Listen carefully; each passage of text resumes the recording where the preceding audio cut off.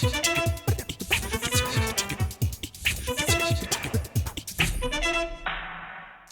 welcome to the interview here on France 24. Well, for years they were unfairly demonized, or perhaps just totally ignored by the West. But now Arab citizens across the region are not only reclaiming their history, led especially by a lot of the younger generation, some would say they're also starting to give the rest of the world a lesson in freedom and democracy. Now, that's just one premise of a new book by my guest today, Marwan Bishara. Welcome to our studio. Thank you. You are the chief political analyst for Al Jazeera.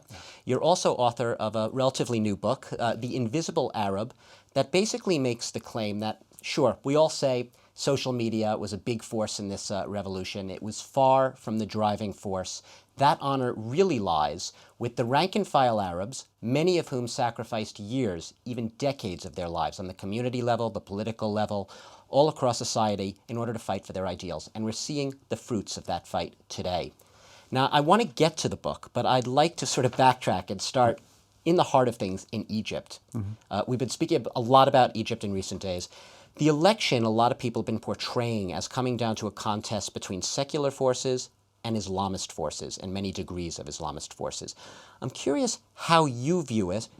Should we be alarmed by what we're seeing? Has the revolution been stolen? Or are these the true democratic aspirations of Egypt we are seeing in the making? I think this is mostly the inheritance of the past decades. The question of Islam in the heart of the Arab identity has been an important one, and I think it remains to be so. For the 13th century, Islam and Arabism were more or less interlocked. But what play does Islam play in the Arab identity, and what role does Arabism play in Islam? That has been the question. And I think in so many ways, the secular religious bit plays into that today. But I think once we go beyond that, after this election or maybe after 4 years, still the seculars, like the Islamists, are going to have to answer the question, how do you bring social justice? How do you bring democracy? How do you bring growth and development to societies that have suffered from inequality, from corruption, and from lack of development? At the end of the day, this is the immediate question, the question of Islam and its role in society. But that is only an interlude to a bigger question. What do you do with the future of the Arab world? What's interesting here is in recent days, it seems we've seen some of the harder line Islamists falling behind a more moderate Islamist, Fautou.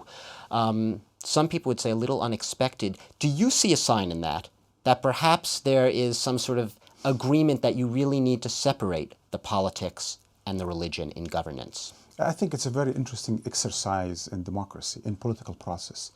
So now we learned that Islamists are divided into three. So there's the Salafists, the ultra-conservatives. Right. There is the Brotherhood, which kind of, let's call it the moderate conservatives. And there is the liberal conservatives.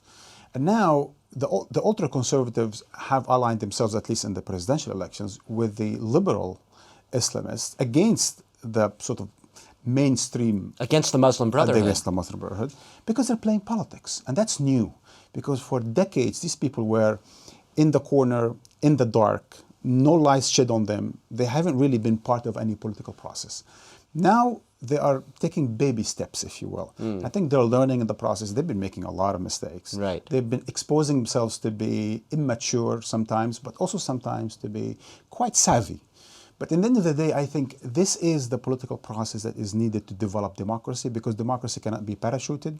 They cannot be blessed with it. They will not be born with it. It's something that's going to have to be practiced, and this is the kind of thing we're seeing. So you do see this as a positive development? Certainly. I think everything that has to do with people speaking, talking, and developing political discourse and political parties is the way to go, because anything else is going to have to be either violence or repression, and we had decades of that.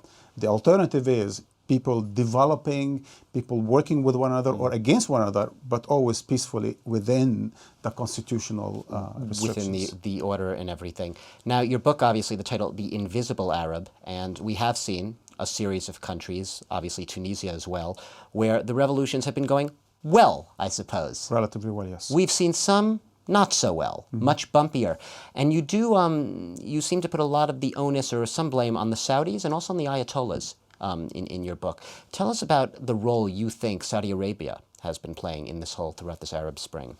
Actually, in a funny sort of way, Saudi Arabia, for example, supports the revolution in Syria. and Iran supports the revolution in Bahrain. On paper, yes. Yeah. They Okay. support them, but for the wrong reasons. The Saudis support the revolution in Syria because they think of it as Sunni, and the Iranians support the revolution in Bahrain because they think of it as Shiites. And hence, the motivation is sectarian, it's not democratic, and it's not freedom. It's not the liberty for these people. So I think Saudi Arabia and Iran, for many decades, and especially over the last several months, have been playing a proxy sectarian conflict in the region.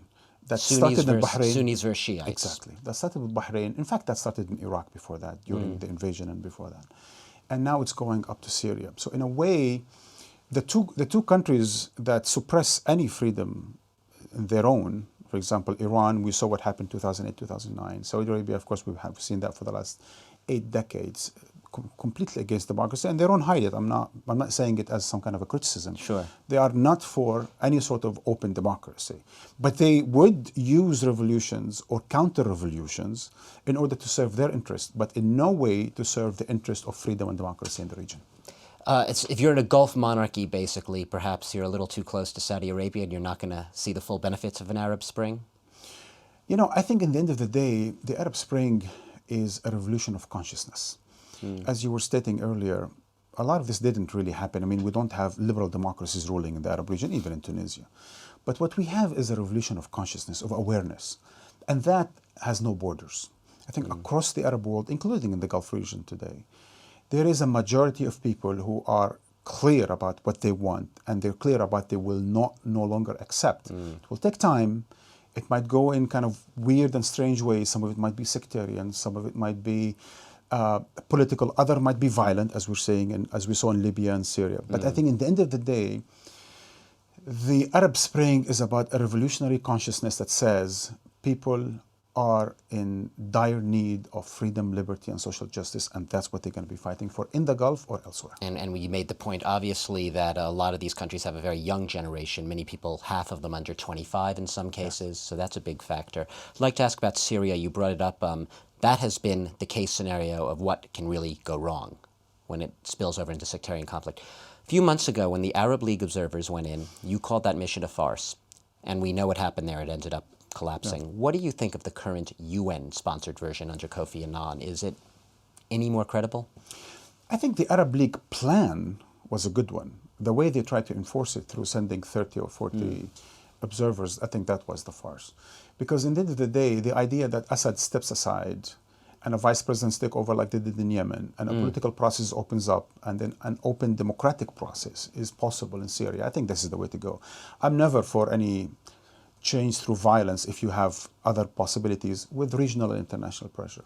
The problem with the Arab League plan, I think like the Kofi Annan plan, is that they don't have the leverage behind them to make sure they work, and hence they become more or less a way to gain time by the regime rather than a way forward in a stages and phases to achieve democracy. And that's what we're seeing right now in Syria. Yes.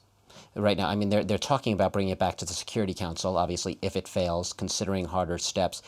Are 300 monitors enough, or 500 enough, or 1,000 enough? I think you mentioned 1,000 back in... No, I think generally speaking, the idea that there will be observers in the streets of the towns and the squares of Syria means that people are going to be able to go out and protest peacefully.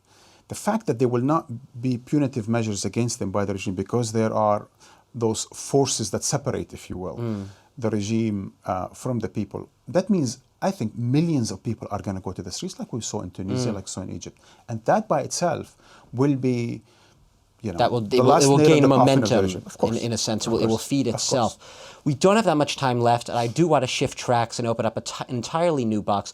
You're Israeli Arab, and you've written in the past and you've spoken in the past about the fact that you feel like the lot of Arabs in Israel, citizens of Israel, is not good, to say the least. And I'm just curious right now, given the current state of affairs, with the Middle East peace process stalled, do you see life in any way, any prospects for hope for life for Palestinians in Israel getting any better?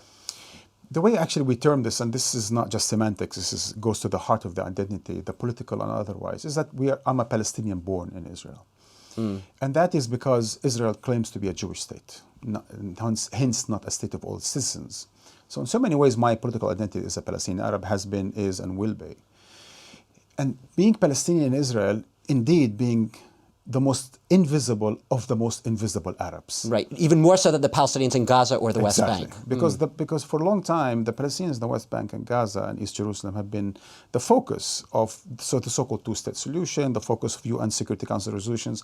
But the Palestinians in Israel that make up 1/5 of the population, soon a quarter of the population, hence even within Israel itself, basically a binational state, are made invisible by various formulas, whether they're Israelis, Western or other, basically nudging the Palestinians to the corner because the main focus is the West Bank and Gaza. And hence, really, the Palestinian Arabs in Israel have been the most invisible of the invisible Arabs. And right now, very briefly in the little time we have left, some people are giving up on even a two-state solution.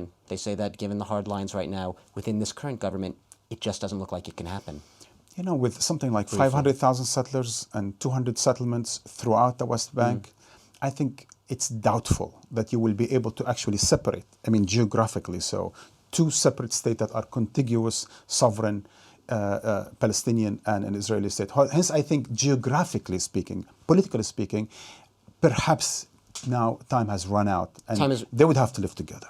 Moin Bishara, we're going to have to leave it there, chief political analyst of Al Jazeera, but basically, last point being basically, the facts have been created to a certain extent on the ground, making any future two-state solution much more, not impossible, but more improbable. That's right. Thank you very much for being our guest today. We've been talking about the invisible Arab, the Arab Springs, and sort of the way forward in a region of the world which has had its history long suppressed. Thank you very much for watching the Francois Venkat interview.